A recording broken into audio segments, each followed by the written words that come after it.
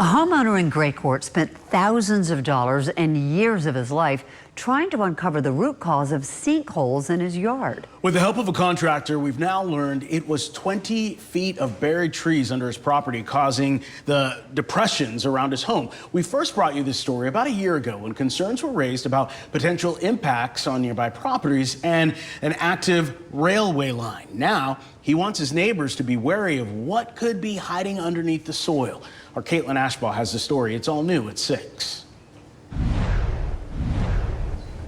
It's something that we were not expecting. A headache for Jeremy Welsh turned monstrosity. The family's home of only 6 years left a muddy mess. We have to do layers and then compact each layer as we go. It's like 52.5 trucks that are supposed to come, dump trucks, to a single family residence. It's insane. It's insane. It's 1,000 tons of dirt. This started out as a 3-foot sinkhole, but digging deeper beneath the soil revealed 20 feet of buried trees underneath the foundation of a brand new home. You can see roots cropping out of the clay.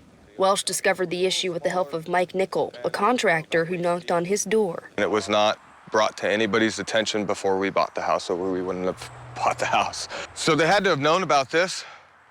You know, this isn't something that just appears out of nowhere. And who's bearing the burden to patch it back together? It's my issue. South Carolina law books put the burden on the buyer, according to a real estate attorney we spoke with.